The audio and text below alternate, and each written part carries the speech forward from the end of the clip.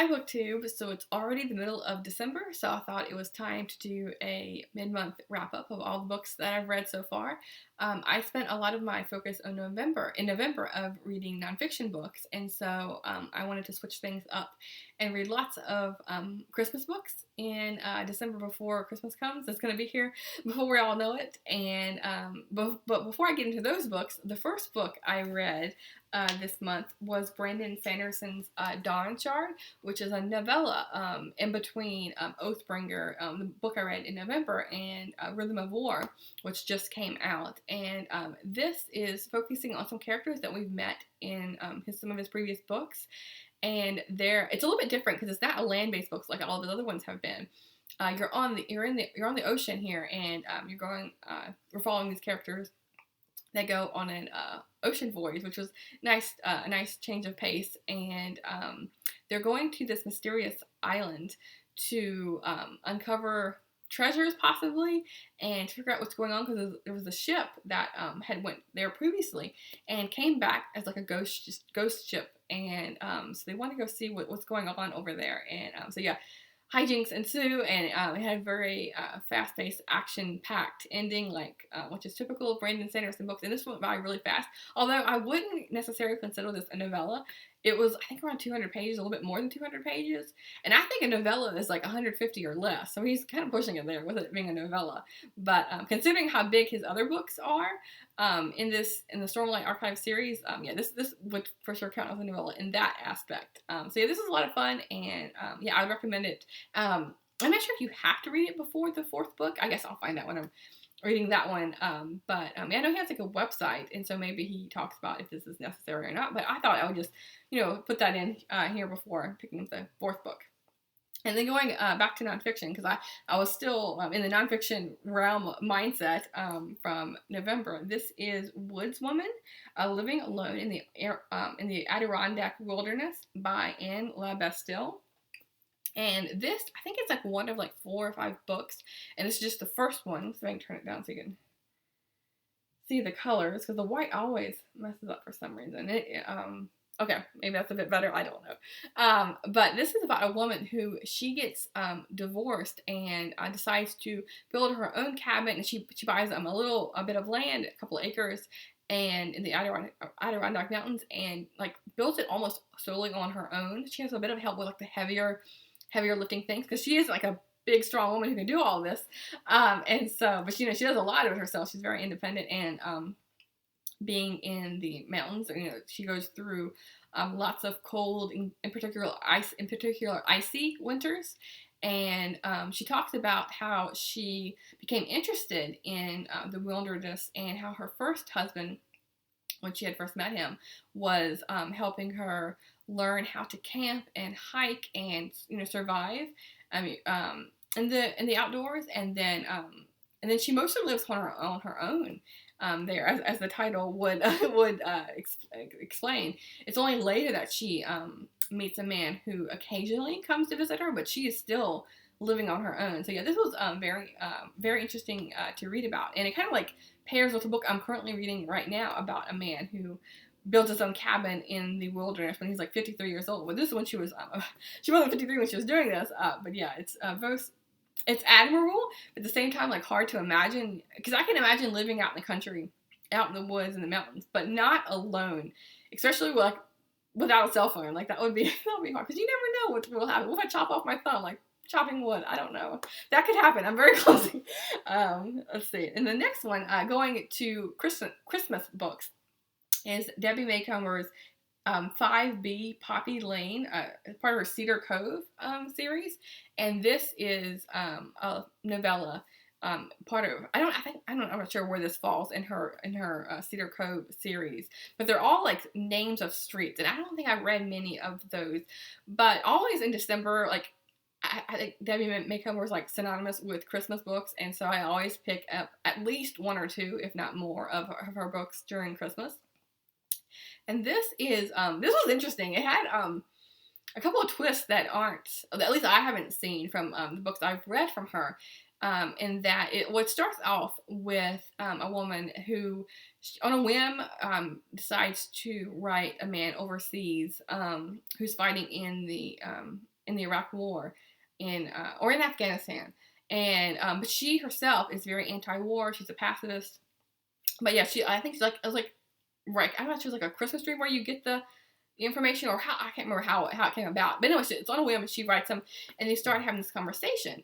And then when he gets on leave, he comes and he just happens to live right where she, in the same area as she is, and so they meet up and they go on a date. And from the very beginning, they both agree that because she can't see dating or marrying someone who's military, that they really can't have a relationship. And he himself, he's like, I'm not getting out of the military. This is my career. This is my life. I can't give it up. But they still decide to see each other and hang out with each other. And so she brings him to see her grandmother. And this is where the twist comes into play, because the grandmother, like her whole life with the woman visiting her grandmother, these stories have never come about. But when the grandmother sees this military man, it like brings all these flashbacks back to her of her first husband, and who was fighting the French resistance during the World War. And the grandmother herself was part of that in World War II, and she gets sent off to a concentration camp and is there for like several years. And there's lots of like murder and mayhem going on with her and her husband of the time. And so that was like completely unexpected for a Debbie Maycomer book. It's kind of like out there, but it was still very exciting to read about, and heart-wrenching at times, because the grandmother, fighting to save her husband who has been arrested, and the things that she has to do to try and save him from the Nazis, or from the Russians, different things going on there.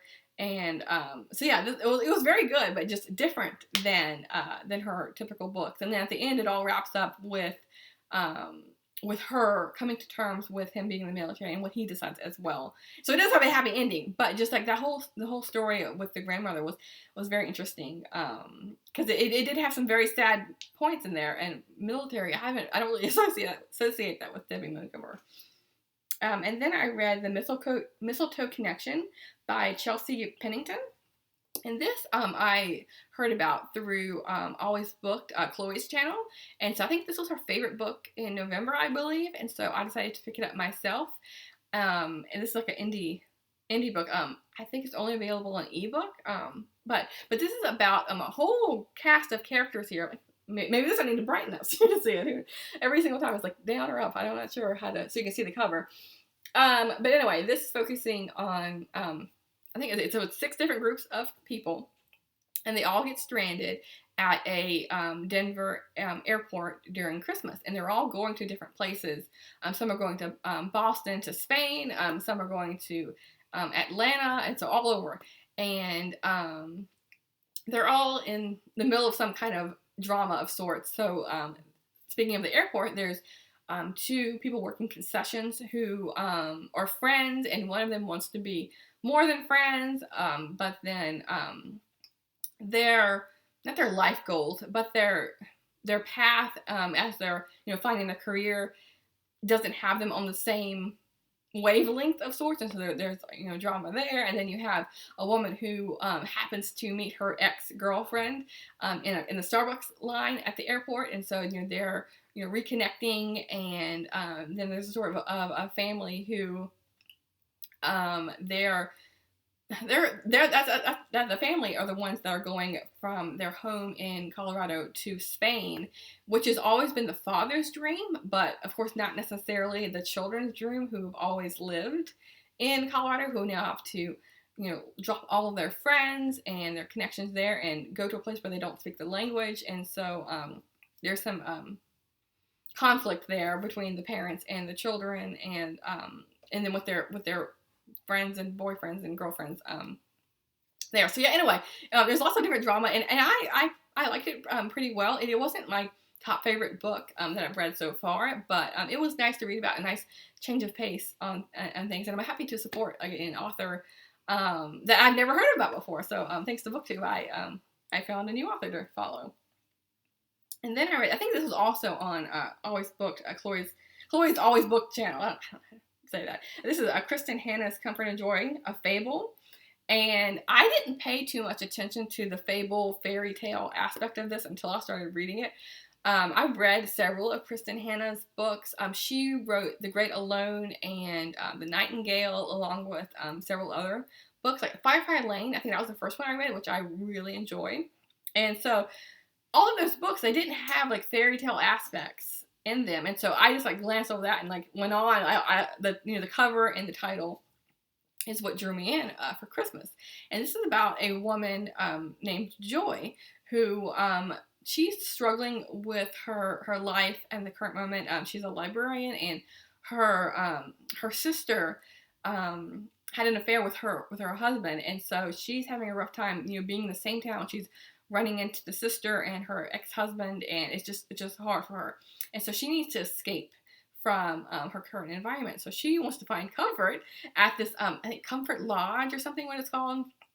And she decides to board a plane. She's in Bakersfield, California. She's going to go up to Washington State, near Seattle. And so she gets on the plane, and she's making her way there, and the airplane crashes, and she's hurt, but she gets up and which was weird. She gets up and decides, instead of going to the ambulance and seeking care there, she decides, oh, I'm healthy enough to recover from these injuries.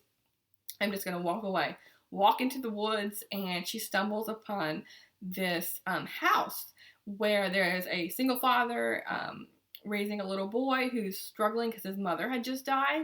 And so the boy is imagining talking to the mother, and the father's having a hard time with this. And so then Joy comes and is working with the little boy, playing games and bringing Christmas to the household. The father doesn't really want to celebrate Christmas because it's like he wasn't at the time, he was divorced from the mother, and so he wasn't with her when she died, but he's still having a hard time with coming to terms with things. And now they're packing up the house and going to Boston and leaving this Washington. Like, they're at like their woods, so they're not in Seattle. They're in the middle of they're near the beach somewhere.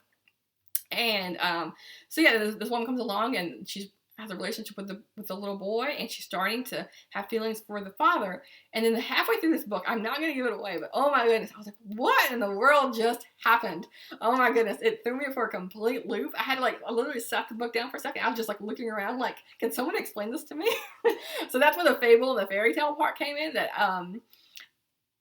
it didn't, I don't know, it really broke up the story for me. It didn't, I mean, after I got back into the story and read a couple more chapters, and the ending in particular did wrap it up, but it for sure is a fable. It is not in any way real life. It's for sure, a fiction book, and that's all fine and well, but yeah, I still enjoyed it. It didn't deter exactly, but it for sure knocked down the rating for me, because it wasn't completely necessary. You could have told the story in a different way with having to throw a wrench at things. But yeah, it was still a good, nice story. I in particular really liked the relationship between the father and the little boy, and the relationship with Joy as well. It was very sweet, which I really liked. I then went to read a middle grade book, Nevermoor, The Trials of Morgan Crow by Jessica Townsend. And this is a reread for me because the third book in the series recently came out. I think it's called Hollowpox, I think is the name. I can't exactly remember. But I haven't read that yet. So I thought, it's been a long time since I've read this. I read this when it first came out. And so I wanted to give it a reread. I really like this series, at least the first two that I've read. The second more than this first one. But this is following Morgan Crow, who is cursed. And so she gets pulled away from her family, she doesn't have the best relationship with them, and so she gets pulled away into this magical world with this tutor, I don't know, I guess you call him tutor, a mentor in the way, called Jupiter, who decides to put her in this wondersmith society contest to see if she can make it into this special society.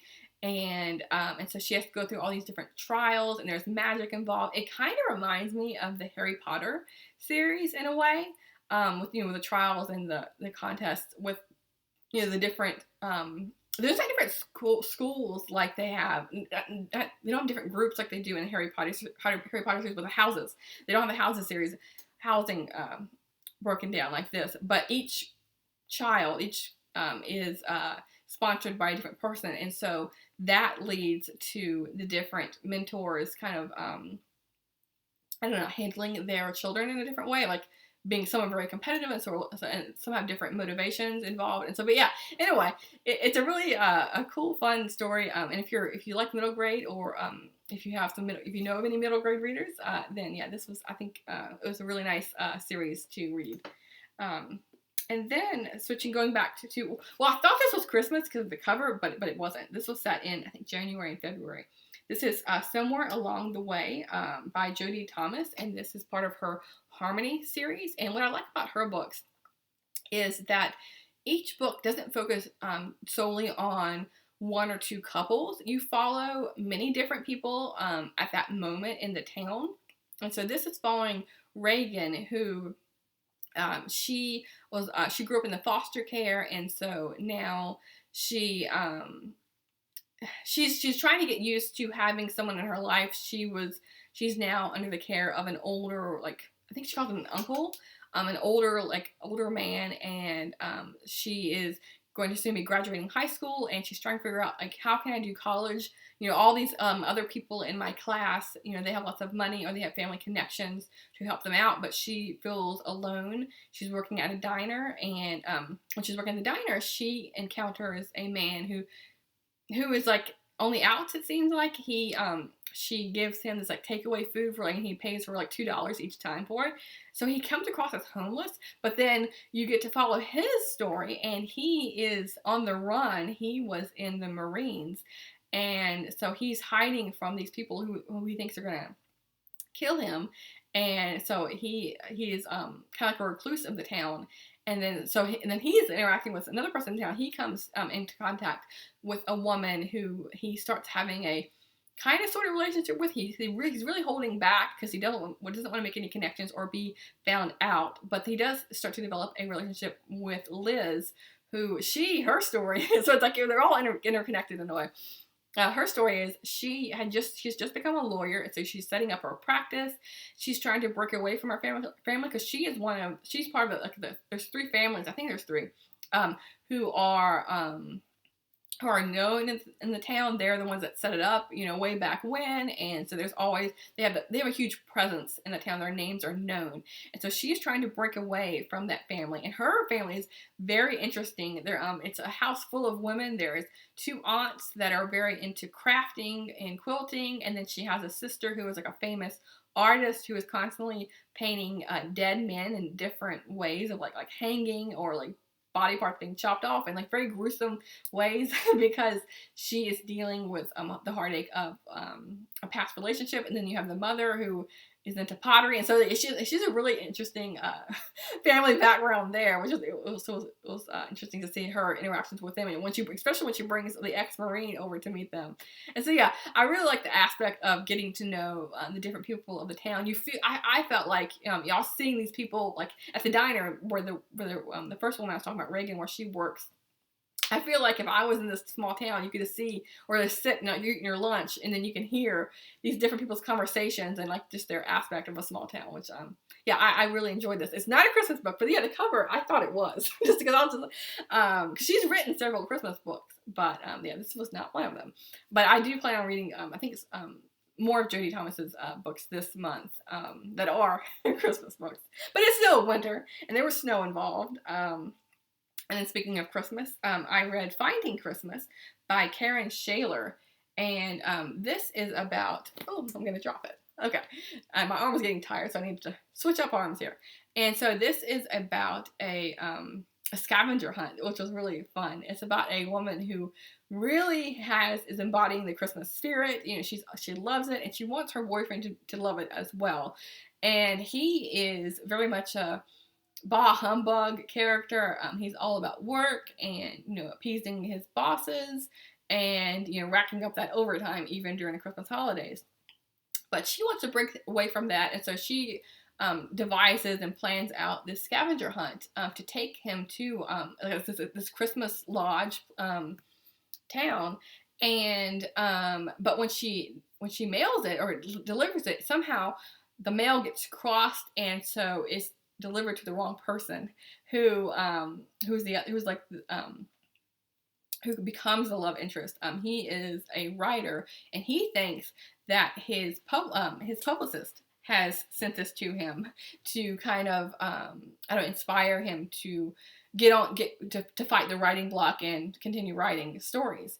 And so they encounter each other, and she starts to like him, but she's still trying to draw in her boyfriend. So she's calling him like, come meet me with this, come to this place and, you know, do this part of the scavenger hunt, even though you didn't get the all the not the message, the different notes to come to these different places.